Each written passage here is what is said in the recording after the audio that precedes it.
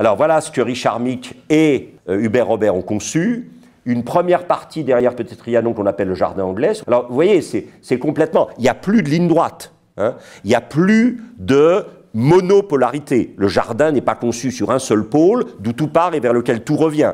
Le jardin est multipolaire et on se promène de pôle en pôle pour recueillir des bribes de sens et ensuite on va rassembler les bribes de sens pour en faire la leçon du jardin. Alors ça commence par le théâtre, mais d'une certaine manière, le théâtre c'est fini. Le jardin n'est plus théâtral, le jardin est romanesque. C'est un itinéraire, c'est une intrigue. Et on se déplace et à travers un certain nombre d'épisodes, on va pouvoir reconstituer. Et là, c'est fondamental. C'est le premier grand épisode, c'est ça, le rocher et le belvédère. Alors le rocher, que vous le vouliez ou non, c'est l'énergie. C'est l'énergie asymétrique, rugueuse, brutale, etc. Vous avez le tableau de Claude-Louis Châtelet, qui est absolument extraordinaire, qui date de 1781, ou à peu près 1781, et qui représente les illuminations du rocher et du belvédère à Trianon. Hein. D'abord le rocher, vous voyez, c'est ça. Hein. Jusqu'à 1757, jusqu'à la théorie de Birch sur le sublime, ce genre de choses qui sont irrégulières, grossières, asymétriques, puissantes, etc., c'était considéré comme du lait.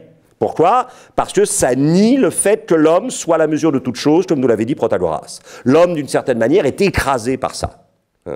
Et alors, de l'autre côté, bien sûr, vous avez la forme, l'architecture.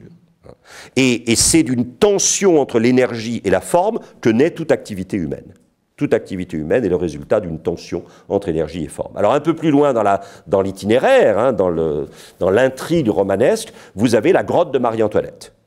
Alors, la légende dit, je ne suis pas très sûr, hein, qu'elle se serait réfugiée là, dans cette grotte, le jour où, le 5 et le 6 octobre 1789, on est venu de Paris chercher le boulanger, la boulangère et le petit mitron. Hein, c'est-à-dire ceux qui étaient capables de donner du pain. Quelques têtes de garde suisses, quand même, qui traînaient sur les pics, parce que ça fait toujours décoratif. Hein. Et à l'intérieur, vous avez évidemment la grotte de Marie-Antoinette, où Marie-Antoinette, comme tout leader, doit pouvoir se réfugier, non pas pour échapper à sa responsabilité, mais pour mieux la penser. Le grand leader est quelqu'un qui n'est pas toujours dans l'action. C'est quelqu'un qui est capable, à intervalles réguliers, de se retirer de l'action, non pas pour échapper à la responsabilité, mais pour la penser.